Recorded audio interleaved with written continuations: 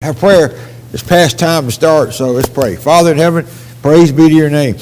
As we open the Word and look at the thoughts in this lesson and see how we can apply it to our time, see what relations we have with it, what examples, and where we are in the scope of time, how we can use these lessons to be watchful and to be alert.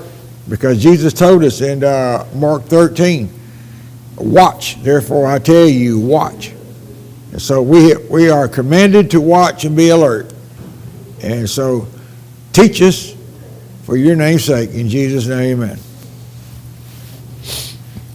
Well, friends, for the first time I have a lot of questions about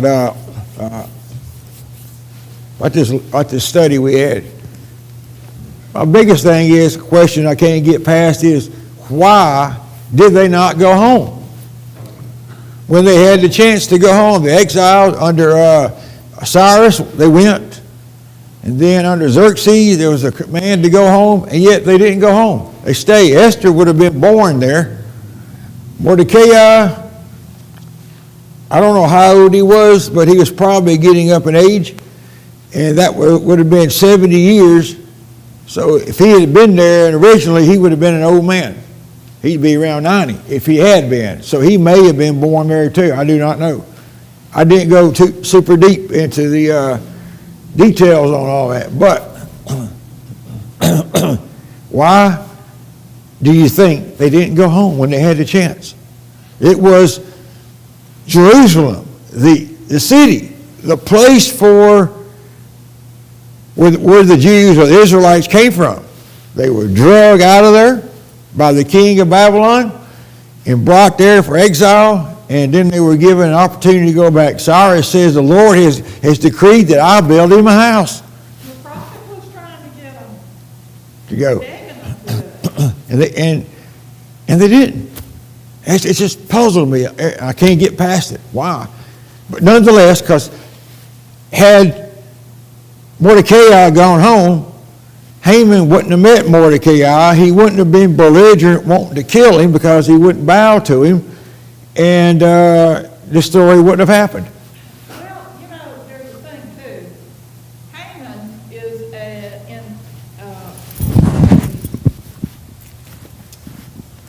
a relative of They're requesting I do this. I know you don't like it. I don't like it either. Esau. So maybe even if Mordecai had been there, he would have done something else. Maybe. The helper says the great majority of the Israelites had chosen to remain in the land of their exile rather than undergo the hardships of the return journey and the reestablishment of their desolated cities and homes. So it was not an easy thing to do, but she says only a remnant went back. Yeah, I read that, and I'm thinking to myself, yeah, that's the one. Was it? They say, I don't know how long, but I've been told it's 1,500-mile journey or so. You had to go a certain way to go to bypass a part of the desert, so you had to go to the north and over. It's a long, no doubt about that. But Esther would have been born there, so her parents didn't go. But, you know, it would have been some of the people that were born there would have been possible still slaves, maybe hard labor, but many of them had already adapted to the culture. And so, but you remember when the Jews did go home, that Nehemiah, when he wanted to find out who could do service in the courts and whatever, he did the census. And he's looking for those that were of pure blood. And remember, he found many that had been intermarried parents, the children who had been born, and some of the people had gone and got the Arabs, women for wives. And so then the children that were coming back from Babylon, many were born and they didn't have lineage. And so who knows about them, but just imagine Nehemiah did this census. And then you remember one time, and notice not, listen, Nehemiah said, he got belligerent and grabbed these men and told them, why have you taken wives from the heathen? He went belligerent on them. And these men actually put away their wives and their children, gave them provisions, and sent them back to the land they came from. Many of them did. I don't know how many, but we're told that they did.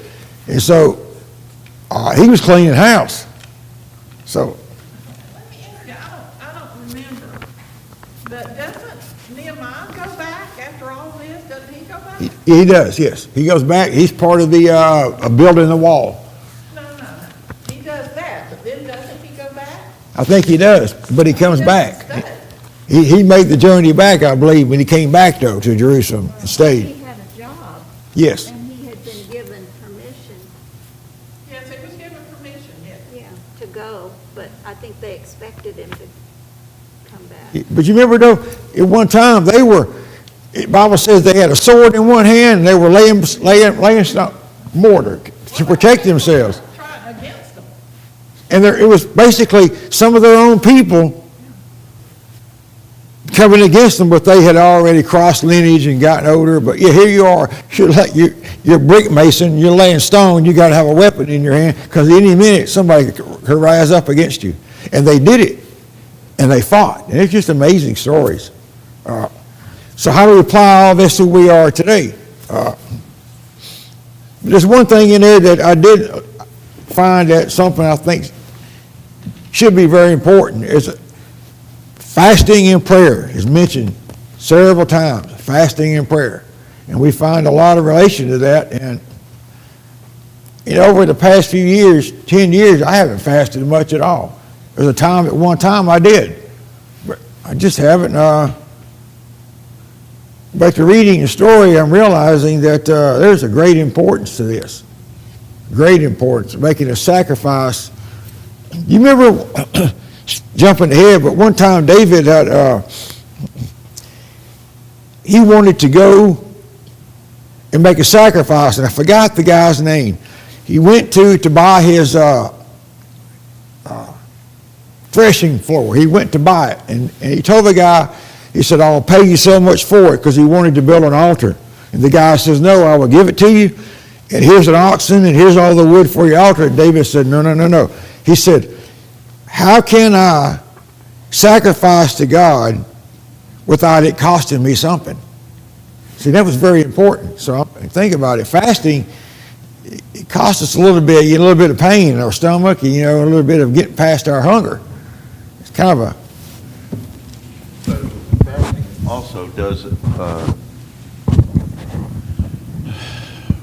Fasting also does something else. It also clears the mind and lets you have a better connection with God, because your body is not having the sugars and the carbohydrates and all this stuff flooding your bloodstream and hindering your mental capacities.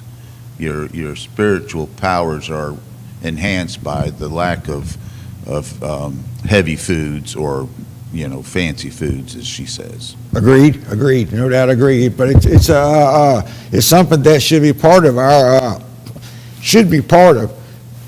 I'll say for me, and I'm wanting next year. I go into next year, starting now, not next year, starting now, but to implement that in my lifestyle, putting fasting as a part of it next year. There's no reason why I can't. It's just if I just won't do it. That's the only reason. I have no health reason not to do it. So it would be just, yeah. So just a few. I'm going to give you a bunch of thoughts, and we'll see. There's something else I didn't realize either. After reading the Bible, multiple times, it dawned on me that God's not even mentioned in the book of Esther. I never thought about it until they brought that up in that lesson. I'm like, well, I just read the whole thing, and you're right, it's not there. Interesting. Just why God's not even mentioned, but yet we have fasting and prayer, and we have, honor to God, and yeah, just the hint, if you will, or the thought is there, but the actual, I never thought about it. I don't always think in terms of such things, but yet it's just fascinating. Suppose our government imposed a law saying that we had to be Catholic, that we had to go to Mass. Every time there was a Mass, every United States citizen had to go to Mass. Well, it's going to happen, and as a matter of fact, that's what this story is. We will have the same thing that they did, and we have to have the same faith they did to make it through. Yes, ma'am. Very good, very good. So, and it is, I just use Mass for a thought, but in the end, it'll be Sunday. We know this as Seventh-day Adventists and having, yeah, we know this. And there's no reason why any other Protestant, if there are any Protestants left, not to know that either. Now the term they're using is non-denominational churches. Is that what they call it? Thank you. Evangelical churches. These big, big churches that rise up, and they don't call them Protestant anymore. But I believe they are still some Protestant churches, independent churches here, Baptists, I believe there still are some. We just don't, may not be aware of it where we live in our realm, but they are there. So, let's see, another question. You remember the question that the people were asking Mordecai? They asked him, why do you transgress the country's law? Why are you transgressing the law by not showing Haman honor? He was asked that. Say that again. Mordecai was asked, why do you transgress the law? Why do you not do what the law says, show honor and bow to Haman? And why is it Haman to be so mad over one man? Just one man. And yet he wants to kill a million people, so to speak, over one man. It's Satan. Pride. Well, pride's a dangerous thing, isn't it? Our prophetess tells us that pride and self-sufficiency is almost incurable. Almost. I'm glad that word almost is there, because that is hope. Almost incurable. Now, I asked some questions. I'll ask you. Did you have a question in this lesson, a thought, something that got your attention? I'd like each one of you to share something, if you would, please. You've already shared something. Yeah, you've already unloaded on me. That's great. And I don't have those answers. I don't know that anybody does, but someone else. If you didn't read it, but you have read it, surely there's something in there that got your attention. And if so, how can we apply it to where we are today? What were some of her questions? It's why, if you don't mind me sharing. How long have they been married when it started? That was it, and it says several years. And she's like, well, they've been married, they'd be all, kind of chummy and, and all in love and all that good stuff. But yet, in the king's court, just one place, just in a room, no one's allowed, period. Yet, Esther knew if she went in without permission, that the law was death. And she's like, well, they're all, why does she have to go through all that? That's the wife. She's the king's wife. She shouldn't be subject, really, because they come one. But their laws aren't God's laws. So what do y'all think about that? Why did Esther have to get permission to go in there when she's the wife? She's the queen. She's got the hat to prove it. But she's still a subject of the king. Subject of a king. Yeah, but see, still to me, that is still odd, because if they've been together for several years, my thought on all this time growing up is they'd only been a few months when this happened. Well, they've been together for a few years, I still don't understand it. Yeah, the other question is, how could it not be known that she was a Jew? After several years, how could someone not know this? How could there not be a rumor? How could it just be? But it was. Well, your heritage or Your ethnicity isn't always, prevalent. You might have, people have Italian things, but they're not black-headed, or they're Norwegian, but they don't have blonde hair and blue eyes, so they very well could have fitted in with the society, and Mordecai didn't say that he was a Jew until the incident with Haman happened, and they still didn't connect her to Mordecai very closely because she had moved on. She wasn't around him much, so. Yep. The king, he was mesmerized by her beauty. And she was probably very beautiful, because the Bible uses the word, she was fair to look upon. When they use that term in the Bible, it's really a good term. So, and I'm pretty sure she was kind, humble, and sweet, and he was just mesmerized by her because he saw, when she went in that inner room and he looked up and saw her, he's like, whoa, look at there. Come on in, he wasn't even, no sense of anger or animosity for her being in there. He just saw, whoa, check this out. I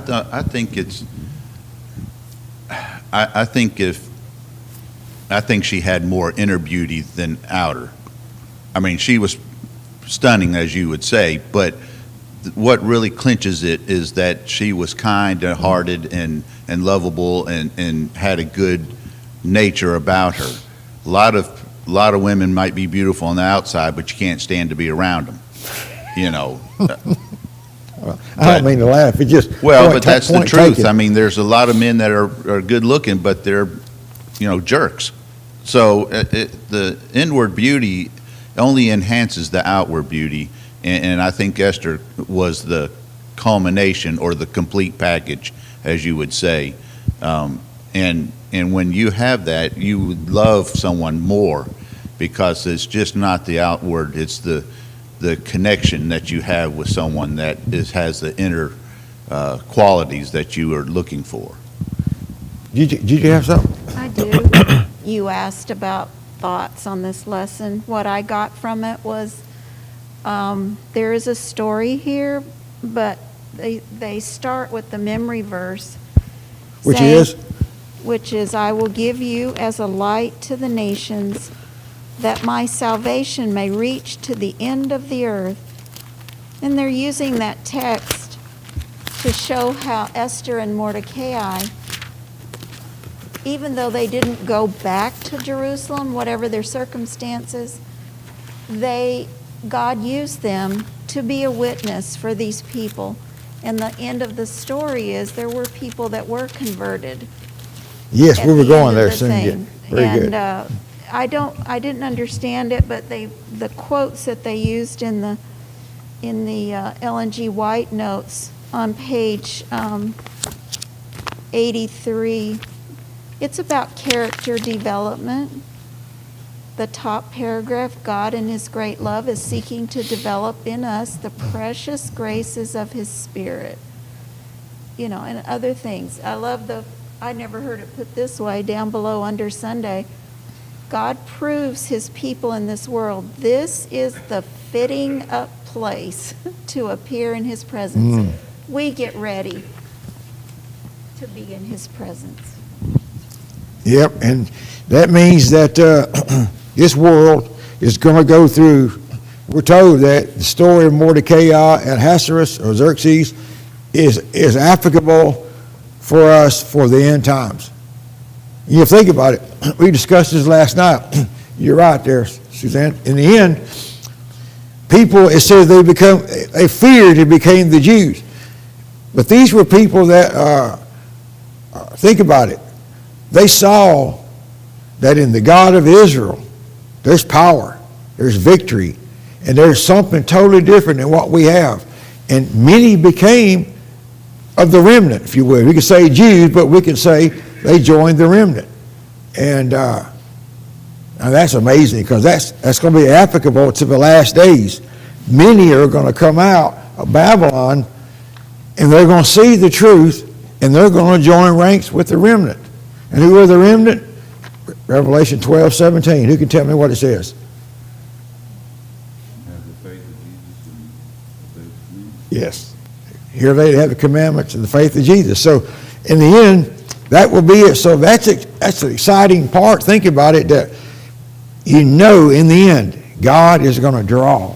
He said, though, my sheep are not of his fold.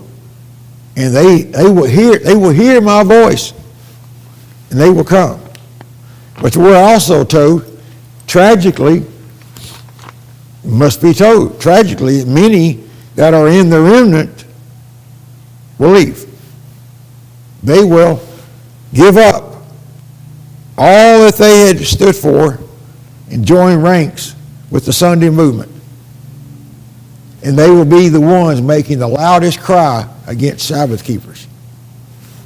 Should we say that the last day church, they leave the last day church, and then the remnant is left, instead of saying they're from the remnant, because they're really not. They're of the last day church.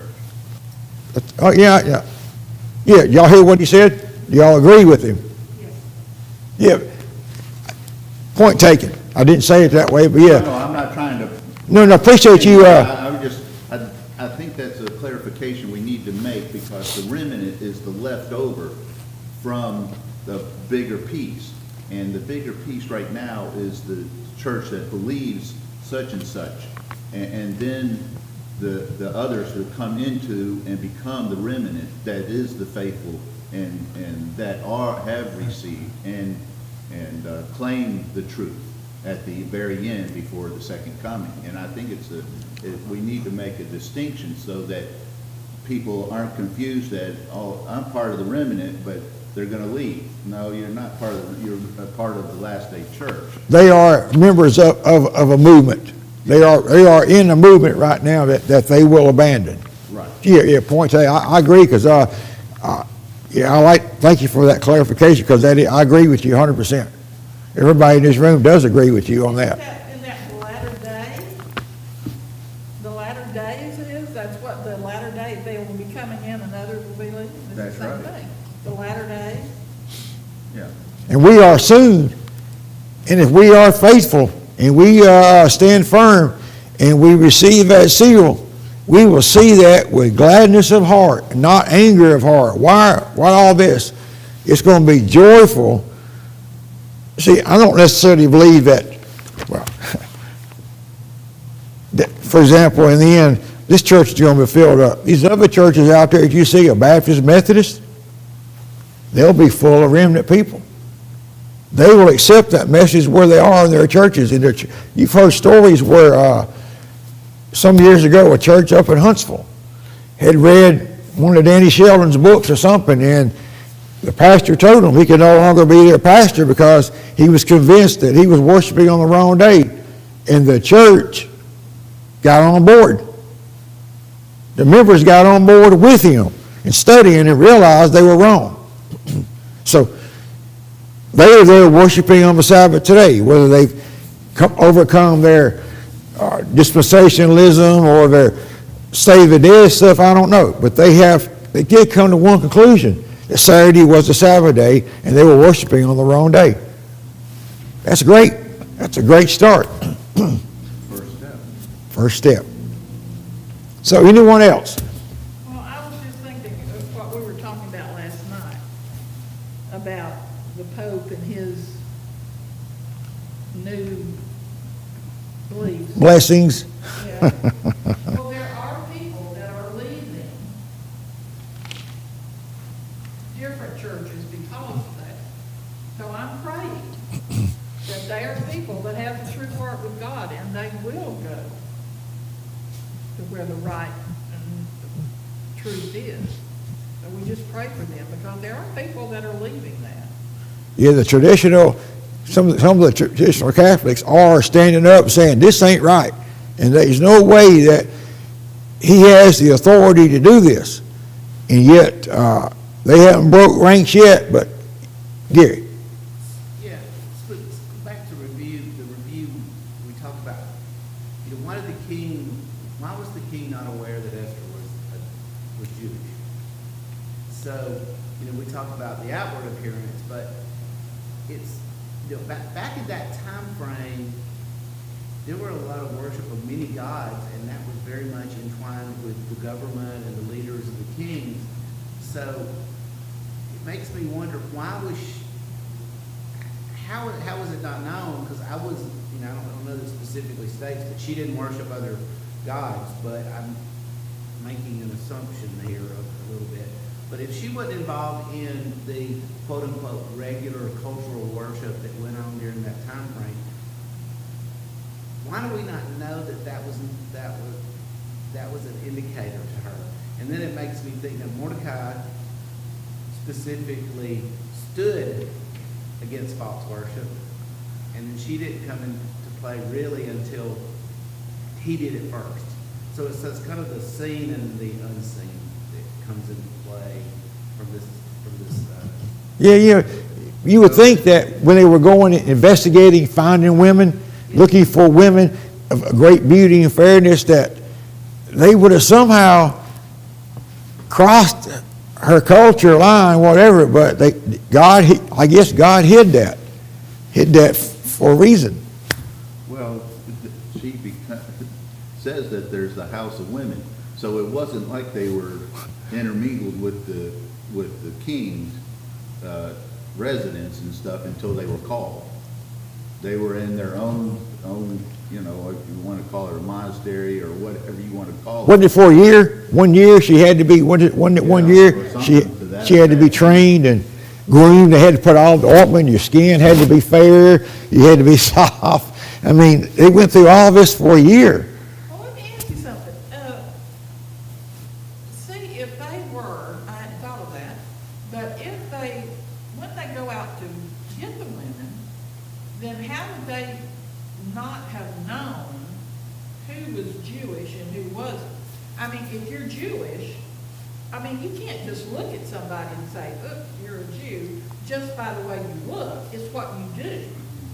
So all those years before this, they weren't doing Jewish, festivals. Good point.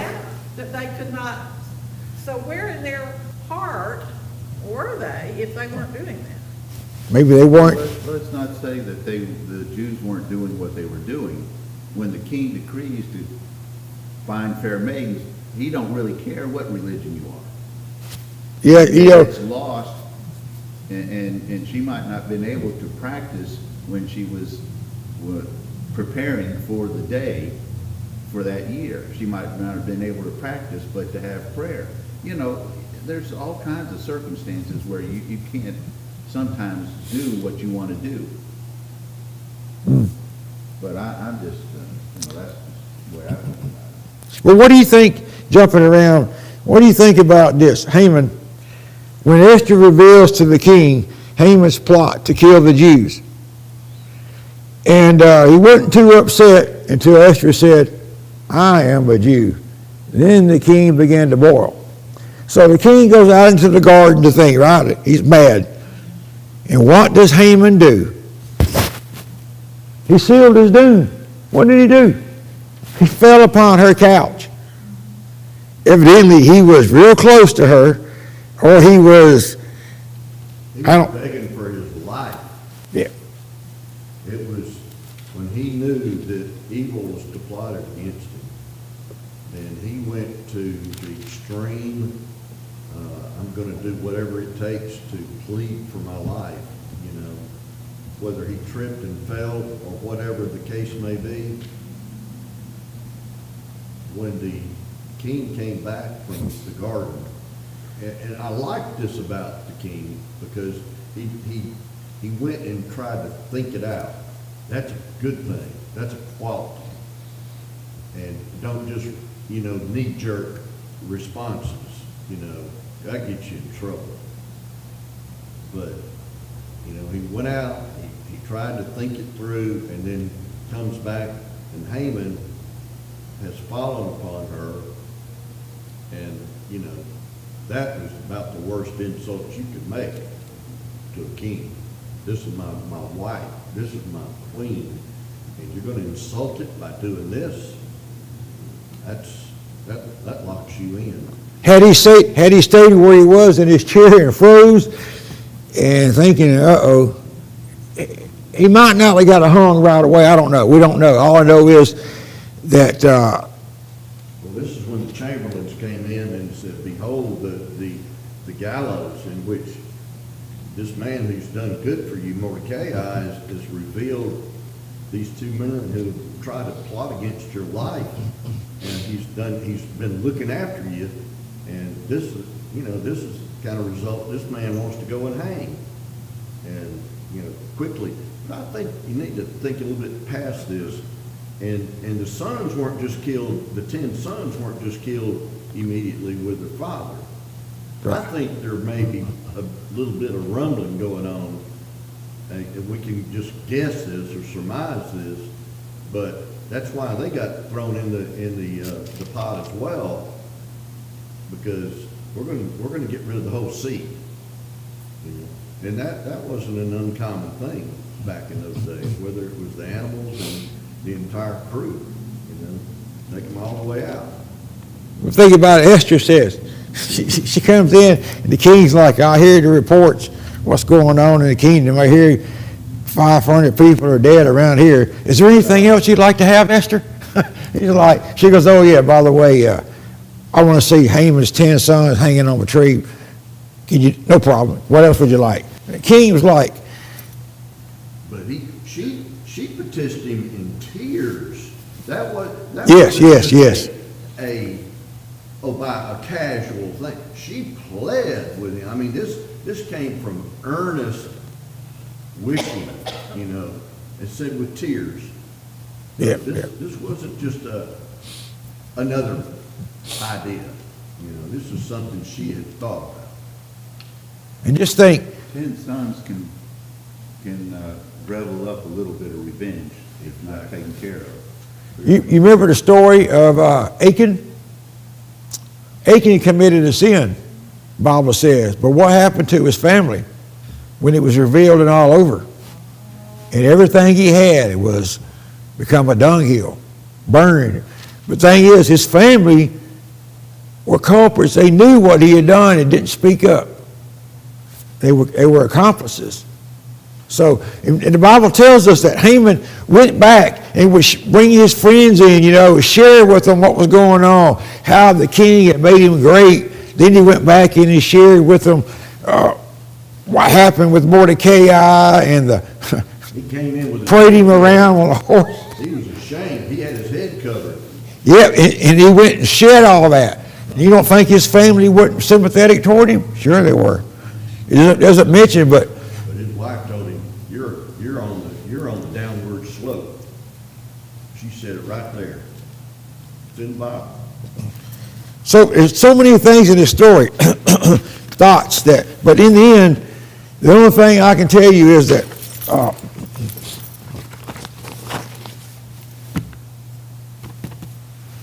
we have a Savior in heaven who went through that for us. Every example we have of needing someone to stand up for God's people we have in Jesus. The example, he did it all. And so now, you think about that. Jesus did it all. He's our ultimate example. And the Bible's full of stories of such. Yes, Kirby. I'm going to read this real quick. Where you at? Mordecai came into the king's gate, but Haman hasted to his house, mourning and having his head covered. And Haman told Zeresh, his wife, and all his friends everything that had befallen him. And then said his wise men and Zeresh, his wife, unto him, If Mordecai be of the seed of the Jews, before whom thou hast begun to fall, thou shalt not prevail against him, but shall surely fall before him. She's already telling him of his doom before he's even hung. So she's sympathetic to his cause. But you know, the thing is, you use the word pride, yes, but think about it. The king had already made Haman great. He didn't need anything else. He was already great in the kingdom. I mean, great.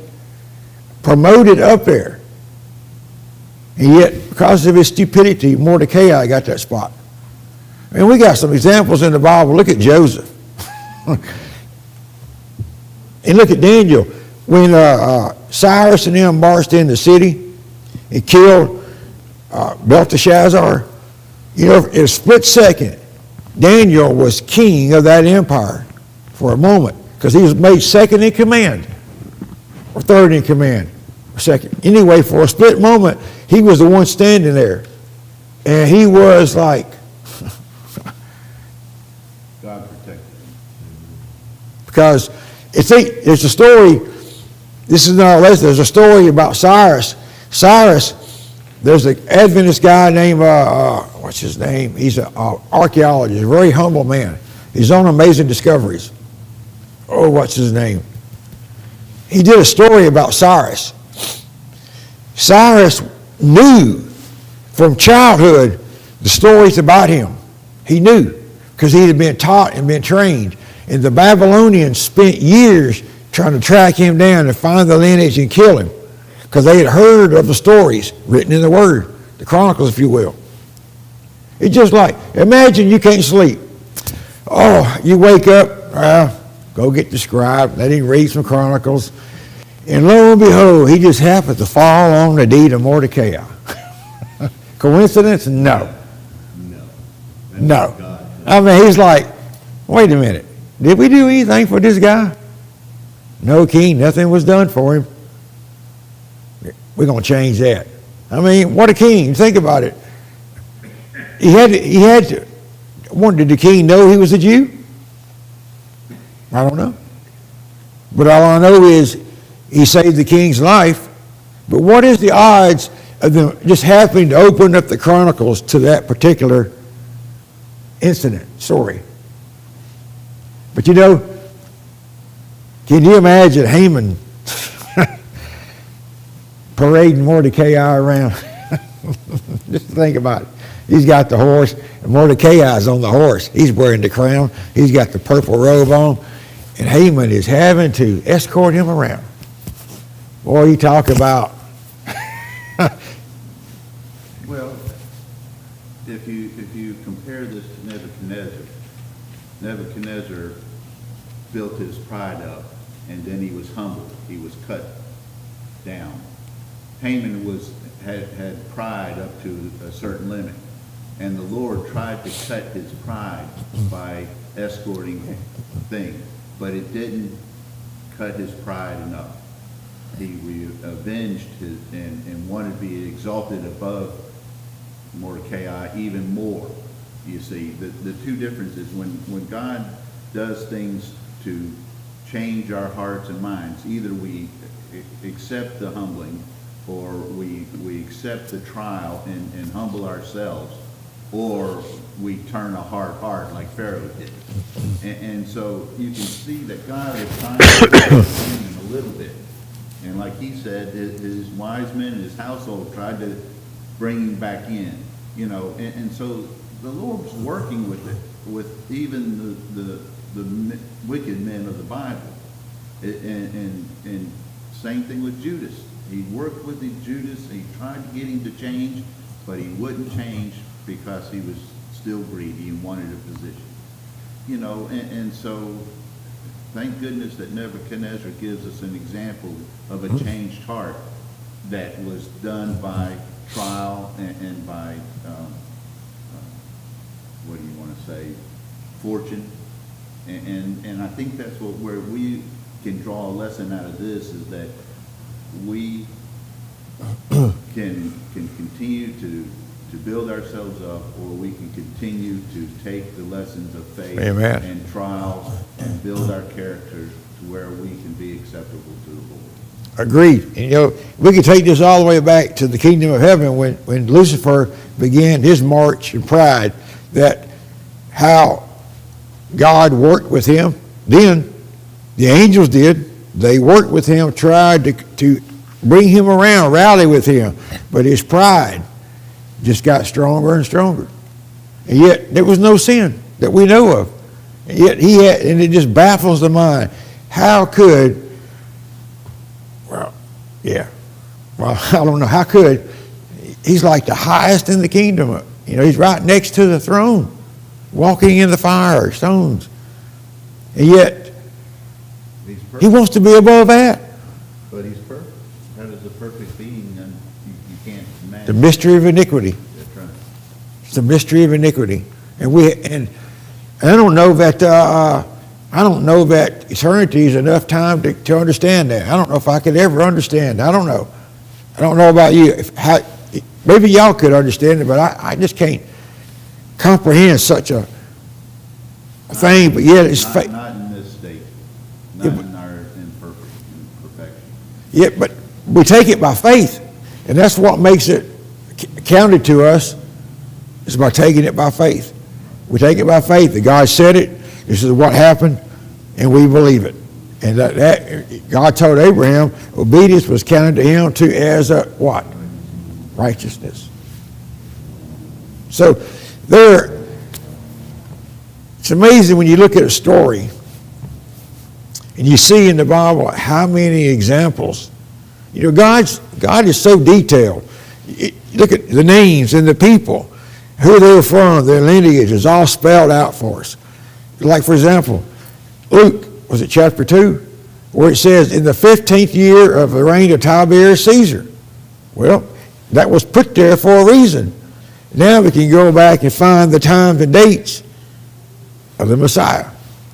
So God has all the clues. They're being given to us. Y'all remember what Deuteronomy 29:29 says, correct? Remember? Friday night students, you should know this one. I'll bring it up quite a bit. Deuteronomy. Look it up, somebody. Deuteronomy 29:29.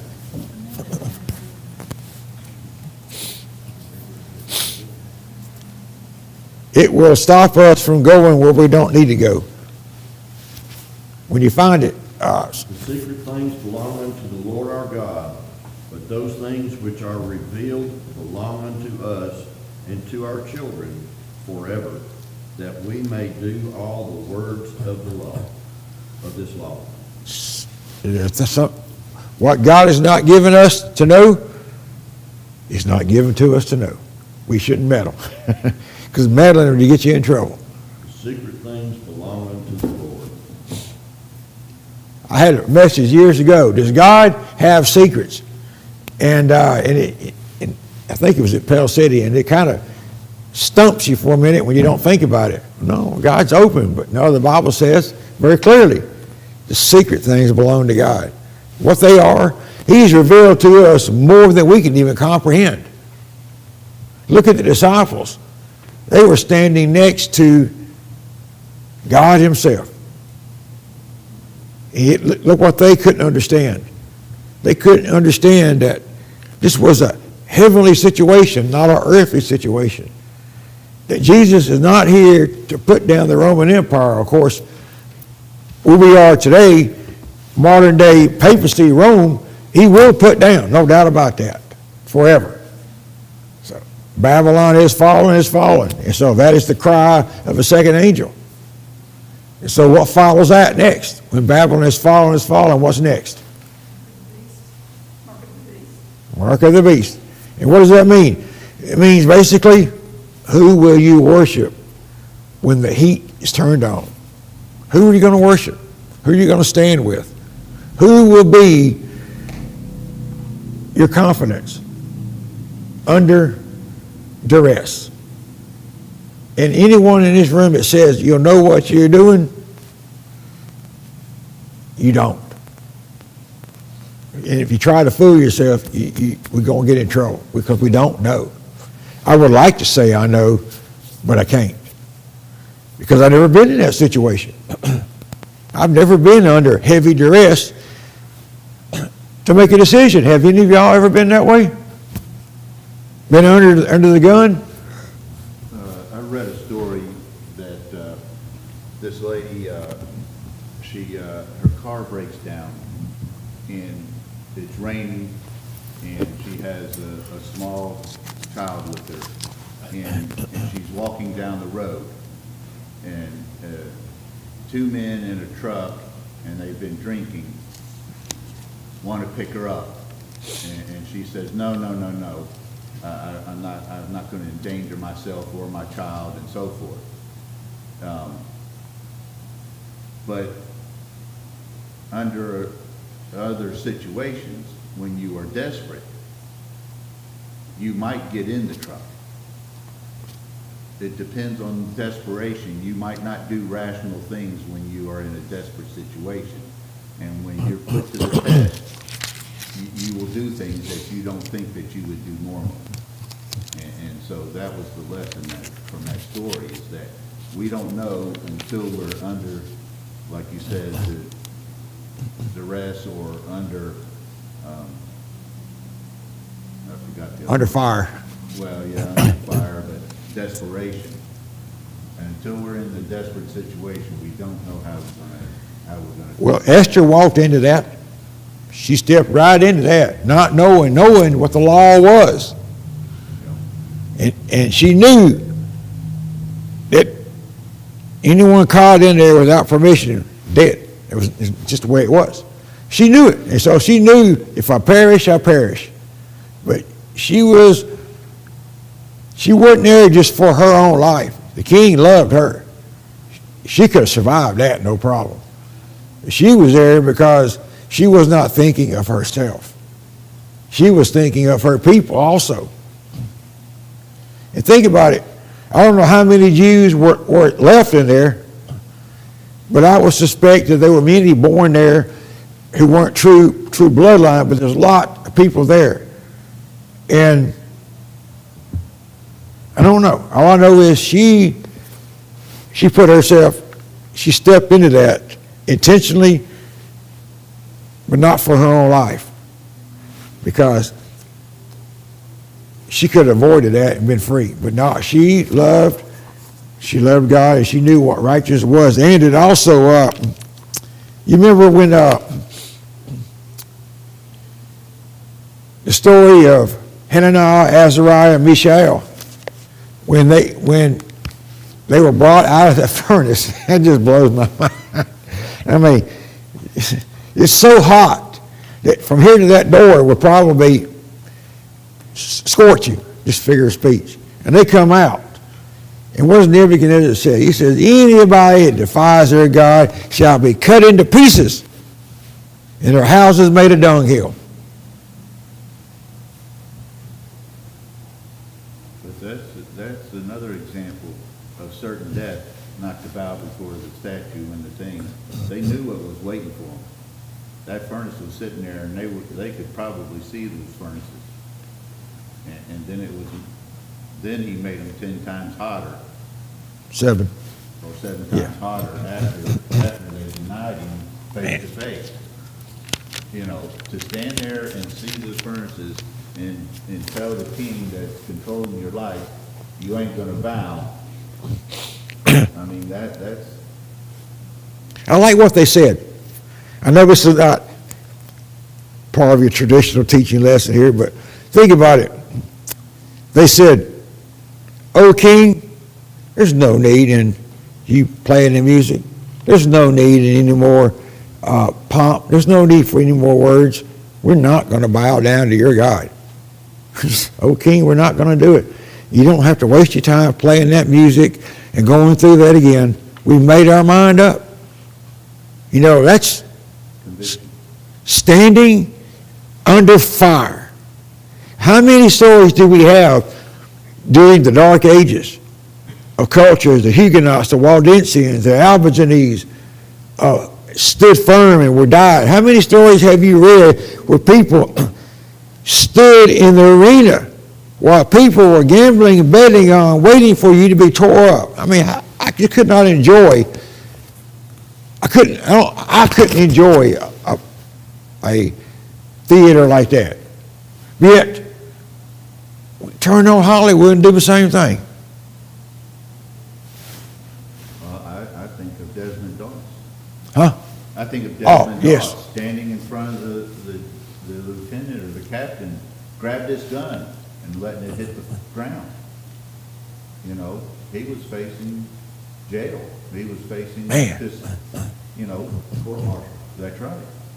But he was true to God and said, I'm not going to touch the gun. And he knew that if he touched it once, he would have to touch it again, because they would never let him go if he touched it once. And he said in his heart that he would never, ever touch a gun again from his childhood. You know, that's a unique story. I've seen the movie, but I haven't read the book. But the director, Mel Gibson, met with Desmond Doss years before they made the movie. And he said that he would allow it only if he kept it true. And Mel Gibson did. And he didn't get no Emmy for it. It was a great movie. He didn't get nothing for it. He got a lot of flack for it. But yet he kept it true. And the story Adventist was not taken out of it. It was in there, Sabbath school lessons and all. And it's amazing the stories we have of God allowing people to die and allowing people to live. And they both were all standing. So here in this room today, we have no idea which and where we'll be. Miss Knight here, she's in her late mid-90s. I'm thinking to myself, that's almost a lifetime ahead of me. Was it not known at all that Esther was related to Mordecai? It doesn't seem apparent that it was known until toward the end. I mean, here he is planning to go to her banquet, and at the same time planning to kill have Mordecai home. I don't think I'd be going to your banquet if I was planning on killing him. Yeah, it's a good point. There's so many mysteries, but question is, I'll ask. How did they keep that a secret? He raised her. So how was that kept a secret? It's a mystery. But she could have left his home at 14, 15, 16, and this could have been 5, 6 years later. And the connection was never made because she was brought from a Providence or wherever. Haman might not have ever known, or anybody never known where she came from. Was it not, recall my memory, let me remember, Mordecai, he's the gatekeeper. He's sitting in a very good place. He's sitting at the gate of the palace. Was it not known that he was a Jew either? Think about that. Not until they asked him. And it's like, so much. In the end, the ultimate lesson is, what happened there is a type of what's going to happen to God's people in the last days. We will have to make a decision, and you will come under fire. If you come on Friday night, you already know that the Sunday law was already here. People who are waiting for Congress to put it out there and make it known are fooling themselves. It's already here. Evidence of fact. It's here. And it's not going to take much to set it all in motion. Not going to take much. And the question is, it's going to be made known. All right. Jan Markison, the guy that wrote National Sunday Law, interviewed an ex-Jesuit named Alberto Rivera. And in his interview with him, Alberto Rivera told him that, I may get the wording wrong, so forgive me, because I have the DVDs, that they knew all about Seventh-day Adventists. They had spies, and they knew everybody that was baptized, where they lived, everything. And his job was to infiltrate the church, I believe, not change the doctrine, don't mess with the doctrine, but to bring in the celebration movement, get people more focused on just loving Jesus and getting excited and letting the foremost of importance be secondary. In other words, don't be so concerned about the last days, because you know most of the world believes it's going you die, you go to heaven, hell, or you're going to be raptured. So there's no real urgency. The goal is to get God's people not to look at the urgency, and it's worked. I would like to think that all of God's people, we are told about, I read it last night, Sister White says, we are to watch, we are to be sober and vigilant. See if I can find it. Let me read this to you. This is Testimonies, Volume 6. It says, the great crisis is just before us. To meet its trials and temptations and to perform its duties will require persevering faith. But we may triumph gloriously. Not one watching, praying, believing soul will be ensnared by the enemy. Watching, believing, praying will not be ensnared by the enemy. Watching means what? Being alert, knowing the danger, how close it is and what's going on. Praying, very important. Believing. I mean, not one watching, praying, believing soul will be ensnared by the enemy. Do you believe that? Yes, sir. The watchman on top of the wall looking for the enemy to come is not going to be caught by surprise because he's looking. The people inside the city that are not on the wall will be surprised because they're not watching. They're living daily. And you know, they did have a sound. They blew the shofar, but the trumpet, there was a trumpet. A certain sound of a trumpet was a what? A warning. Then there was another time, danger, but a warning. It was a warning sound of a trumpet. That meant danger was near. And so, if you hear that, you were to be prepared. Now, you remember, we got to close, but the question is, we'll close with this. Are we living in the anti-typical Day of Atonement? Yes or no? Okay, if we believe that, then that means what were God's people required to do while the priest was in doing the ceremony, killing the animal, going in, coming out for himself and the people? What were they to do? They were to afflict their souls and stand ready. Are we, as God's people, afflicting our souls and begging for God to clean us up and to forgive us? Because when Michael stands up, that's it, friends. And we have a story of the end that if we're faithful and we stay alert with the message, many will come and join the ranks. They will come. So it's beautiful. So let's close. Father in heaven, praise be to your name. Thank you for giving us all these lessons, and thank you for those who have responded. And we have so many questions. But in the end, you were glorified. And we wish you be glorified today. So as we go about our service, that humble us and teach us. In Jesus' name, amen.